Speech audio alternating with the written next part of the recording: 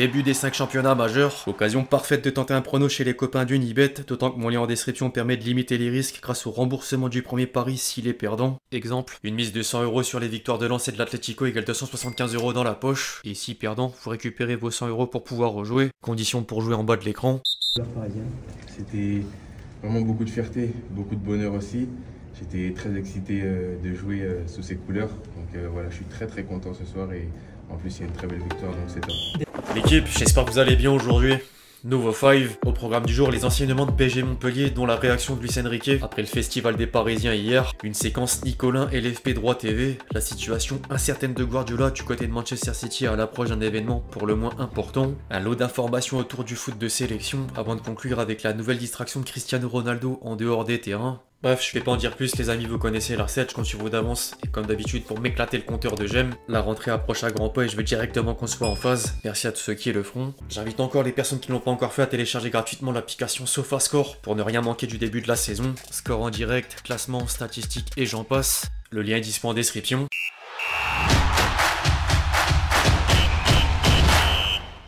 Hier, 2 événements étaient à suivre, le coup d'envoi de la Bundesliga édition 2024-2025 et le premier match de la deuxième journée de Ligue 1. Le Bayer Leverkusen respecte déjà une tradition de la saison dernière. Les hommes de Xabi Alonso ont arraché leur première victoire sur la pelouse de Gladbach grâce à un but au bout du temps additionnel de Florian Wirtz, auteur d'un doublé. En parallèle, le Parc des Princes assistait à un festival. Le Paris Saint-Germain a corrigé Montpellier 6-0 et confirme la force d'un collectif, même si certaines individualités ont tiré leur épingle du jeu comme Barcola ou encore Joao Neves. La recrue portugaise s'est offert 4 passes décisives sur les 2 premières journées avec 70 minutes de temps de jeu. À titre de comparaison, le meilleur passeur parisien de la saison dernière, Dembouz, totalisait 8 passes décisives à la fin de l'exercice. De quoi satisfaire Luis Enrique.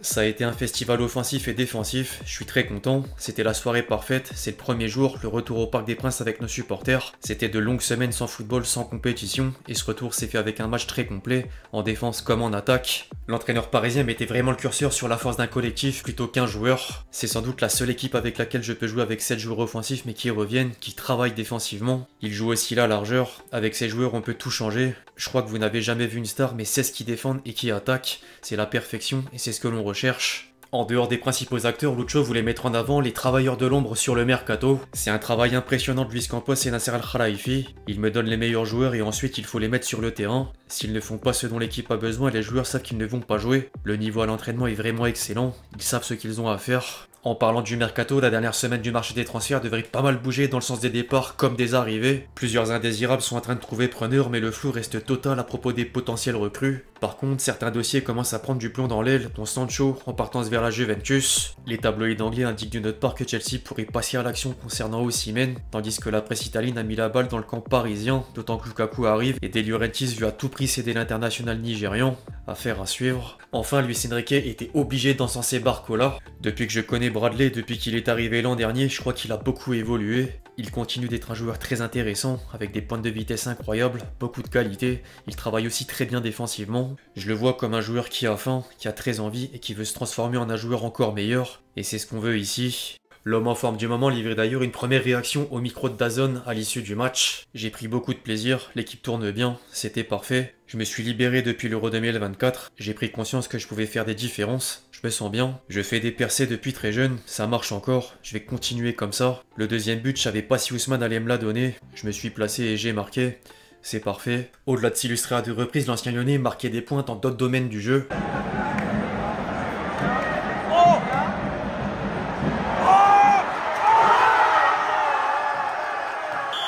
En parallèle, le perdant balance entre la déception des joueurs et le coup du sort pour le président montpelliérain. Au cours de la semaine, Laurent Nicolin a dédié 2 entretiens au sein de la presse française et faisait une déclaration pour le moins lunaire sur les prix d'abonnement d'AZN. On est dans un pays de liberté, le mec qui peut s'abonner le fait, celui qui ne peut pas ne le fait pas. À un moment donné, si c'est cher pour certains, c'est l'offre et la demande. Après, c'est très français de critiquer, mais si vous avez que ça à foutre, à mes copains, je leur dirais 30 €, c'est le prix d'un resto un vendredi soir. Donc ça fait un vendredi dans le mois où tu ne vas pas au resto pour payer ton abonnement d'AZN. Tout est proportionnel. Le résultat de PSG Montpellier crée sans surprise un boulevard de chambrage sur les réseaux sociaux.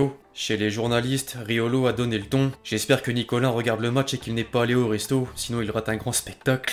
Quelques confrères suivaient également la règle. Laurent Nicolin vient de se resservir une deuxième île flottante et un pichet de rouge au flunch de Montpellier-Pérol. La note est salée pour monsieur Nicolin. Le prix du resto est déjà rentabilisé. Plus sérieusement, Laurent Nicolin défendait en même temps Vincent Labrune à l'approche des élections du nouveau président de la LFP. Le président montpelliérain était encore hors sol à le remercier jusqu'à espérer une réélection de l'ancien président marseillais. Mais d'autres candidats sont présents pour le poste, dont Cyril Linette, Gervais Martel ou encore Carl Olive.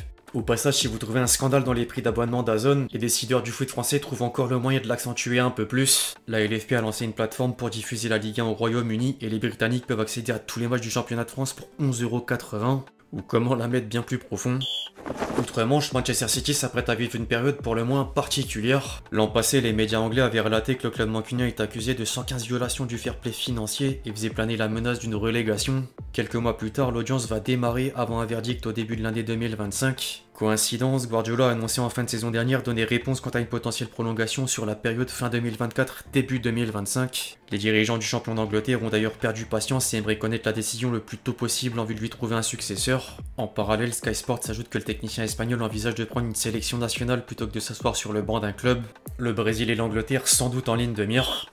En parlant de sélection nationale, la prochaine trêve internationale approche à grands pas et plusieurs informations tombent les unes après les autres. C'était pressenti et c'est désormais acté. Gérald Debattic a pris la succession de Titi Henry à la tête des espoirs. Chez les A, un nom prend de l'ampleur avant la liste de Deschamps. Entre le 6 et le 9 septembre prochain, l'équipe de France jouera 2 chocs à l'entame de la Ligue des Nations et le sélectionneur des Bleus pourrait bien appeler Michael Olysée en odeur de sainteté. À l'étranger, par contre, certains cadres manqueront à l'appel au sein de leur sélection nationale. L'Allemagne a appris la retraite internationale de Manuel Neuer à l'âge de 38 ans. Après Müller, Gundogan et Kroos, la légende allemande raccroche les gants. La Belgique devra également faire sans Thibaut Courtois. Le gardien du Real Madrid a écarté tout retour chez les Diables Rouges tant que Tedesco est le sélectionneur. Alors que du côté de l'Angleterre, Greenwood est sur le point de représenter la Jamaïque. La fédération anglaise a reçu une demande de la fédération jamaïcaine pour que le joueur de l'OM puisse changer de nationalité sportive. Enfin, en dehors de l'Europe, le Brésil donne une chance à deux nouveaux.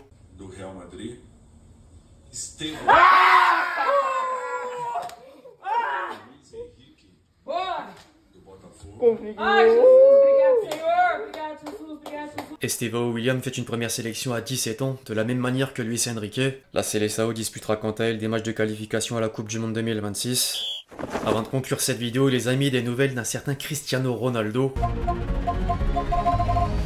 What's up, guys? I have a big surprise for you. I have a new YouTube channel. Après une multitude de records dans le foot, CR7 bat un record sur YouTube. Le quintuple Ballon d'Or a lancé une chaîne ce mercredi et devenait en quelques minutes le youtubeur le plus rapide à atteindre le million d'abonnés. Bon, 3 jours plus tard, le chiffre franchit même la barre des 40 millions d'abonnés. Du coup, nouveau trophée au palmarès. Con los tres, a ver quién gana. Recibe. Recibe. Bref, l'équipe c'est tout pour le fact du jour, j'espère vraiment qu'il vous a plu, je compte sur vous si c'est le cas pour lâcher votre meilleur j'aime comme d'habitude. N'hésitez pas à réagir dans les commentaires sur tous les sujets qu'on a pu traiter aujourd'hui, puis d'ici là on se retrouve très vite sur la chaîne pour de nouvelles vidéos, c'était Lexti. Ciao ciao.